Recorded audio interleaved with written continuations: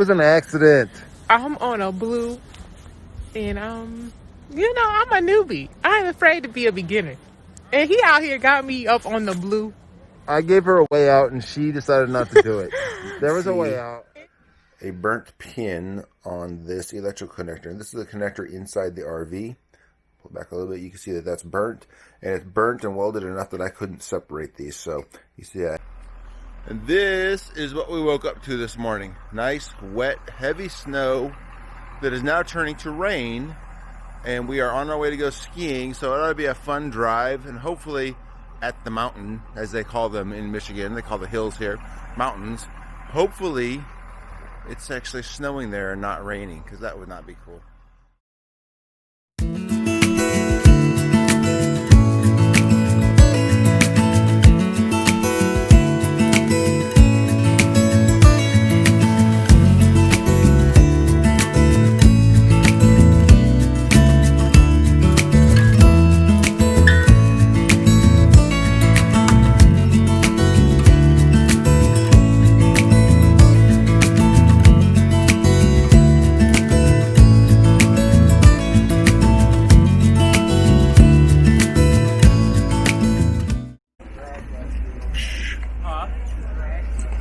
This is Candace's first lift in 3 years.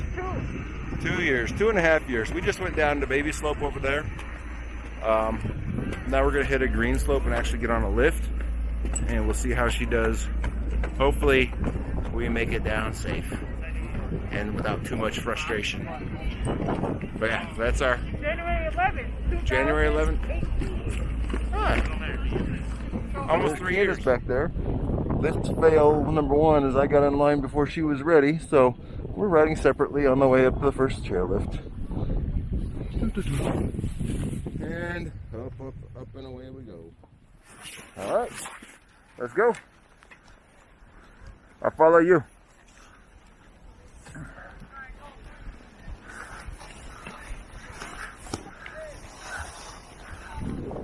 Yeah, go back and forth across the mountain so that you can keep your speed down. Yeah. Don't go straight down unless you want to go fast. There you go. Practice this.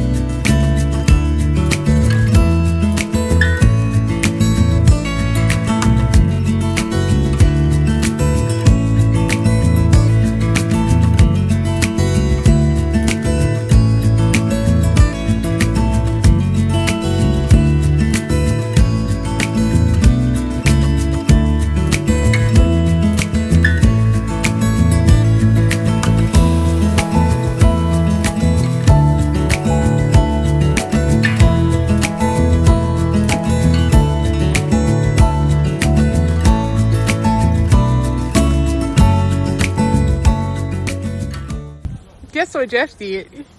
It was an accident. I'm on a blue, and I'm a newbie. I'm afraid to be a beginner, and he out here got me up on the blue. I gave her a way out, and she decided not to do it.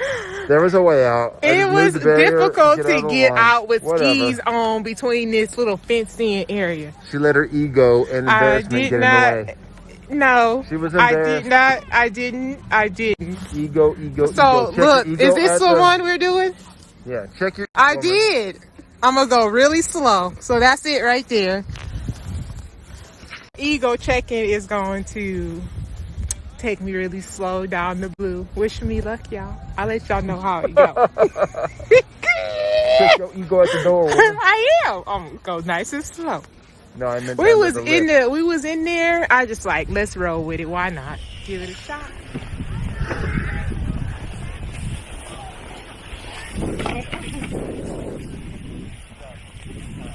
Come up here. Back and forth on it. That's all right. Okay, you want me to show you? Just go back and forth.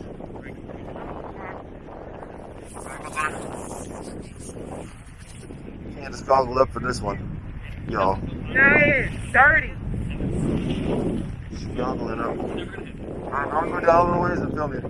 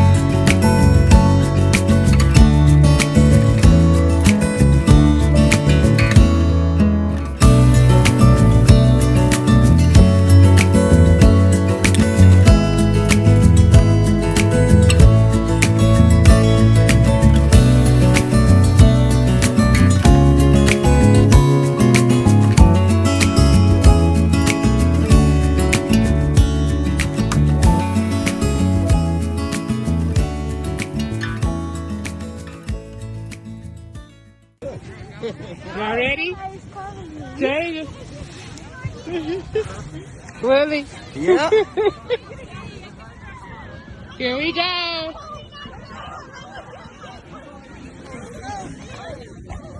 Hope I don't lose my phone. Are you recording? Yep.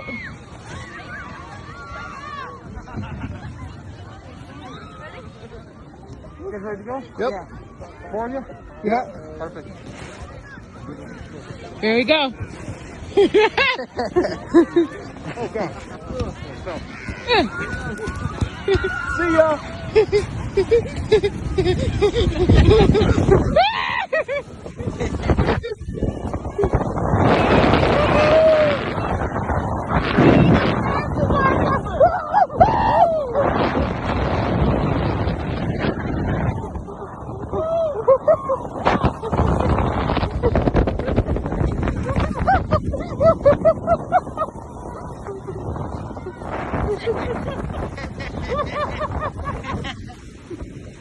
Oh man, that was fun. That was good. So today we are going to fix our electrical connector that tried to burn up the other day. So if you see here, you can see a burnt pin on this electrical connector. And this is the connector inside the RV. Pull it back a little bit. You can see that that's burnt, and it's burnt and welded enough that I couldn't separate these. So you see I had to cut my power cord, finagle some room, and pull this out of there and try to fix it. Now, nobody locally had the parts to fix it, so I've got a temporary fix in place. We ordered a new part right here. So we're going to go take the current receptacle out and put this one in there. And this is just part that I took off of the old one so that you can actually see the pins. Now, what started this was our EMS tripping, and then the subsequent investigation showed we were only getting 110 volts on one leg. And we started doing some checking, and when I couldn't unplug that, then we dug into that and eventually pulled it apart and saw that welded contact. So now we're going to redo our connector. So when working on your electricity, the first thing to do, shut that breaker off so you don't get electrocuted. Now, the other thing you can do is when you get over here to your receptacle, you can check with a multimeter and make sure that there's no voltage present. And I did that on both the receptacle and the cord the other day, so now I know that our transfer switch is working and there's no voltage feeding back here. So you see there's my temporary repair. That's a standard RV 50 amp receptacle, which DRV doesn't use. They use more of a marine style that's housed in a box inside a compartment. So everybody and their brother has these right here. Those are easy to find at just about any RV parts facility that you run into. What they don't have is the DRV version of it, which is the Marine Co plug, which is actually a boat part. And it being winter here in Grand Rapids, Michigan, I couldn't find one of these in any of the boat parts stores. So I ordered it from Amazon. It showed up a little bit early, so we're going to go ahead and put that in there today. So I've got to undo the wiring on that one, pull that out of there. I'm going to use that later for a plug in the front of the DRV for another option for power. And so it's not going to be wasted money. And you see that I replaced the end of the power cord with one that screws together. They're generally better than molded anyways. So I got that up and running because nobody wants to be without electricity. So we're going to go ahead and pull that out of there and pull that plug out. So and to gain access to the plug, the first thing you do is you've got to take those screws out right there. That holds the whole plug together. And that is the reason why I had to cut my power cord on the other plug, is because I could not get this separated to where I could get to this portion of the receptacle. So I'm going to take those two straight screws out, and then that allows me to separate the plug and get to the wires, and then loosen the wires and take them out. Once you loosen those two screws, you can slide the protective cover off the back, and that gives you access to the screws that actually hold the wires in. So we'll just go ahead and loosen those screws up and pull it out, and we'll have 4 wires there: white, black, red, and a ground wire. And then we'll just connect those to the new plug. Once you get done with that, you end up with 4 loose wires. They're now going to go into the holes in the new one. And if we look at the new one, you see that they are color coded, so it's pretty hard to screw this up. As long as you get the right color wire in the right spot and there's no copper showing to touch other wires and it's all tightened down, it should be pretty good. So that's what we're going to do. And if you're doing this, you see how I got all the wires nicely put on there on the connector, but I left my wall plate sitting there, so now I got to take it all apart again. That's one thing to pay attention to. Actually mount your outlet before you put the wires in there, or you get to do it twice, which is what I'm going to do now. Mounted in the wall plate. You may have to watch which direction it mounts so that it actually doesn't leave a gap in the power box. So we test fitted this before we put it in there, and now you see there mounted in that plate with 4 screws. Time to connect the wires again. And there we have it, back together and ready to use. All in all, it's about a 15 or 20 minute endeavor, depending on your level of ability and how many times you redo it and whatnot, but it's not that hard to do. So there you have it. Now we're going to plug in and see if it actually works. We like having an EMS or electrical management system or surge protector installed, and the particular one we use is a Progressive with a remote readout. And the reason we do that is so that we can see voltage drops. You see there it says L2 is 120 volts, 0 amp load, no errors. Then it shows you L1, 117 volts, 21 amp load. Shows you the load and incoming voltage on your electrical system. So if you see problems with it, or if you have electrical problems, it's the first place, and then generally it's going to give you an error readout and tell you what went wrong. Good way for troubleshooting your electricity.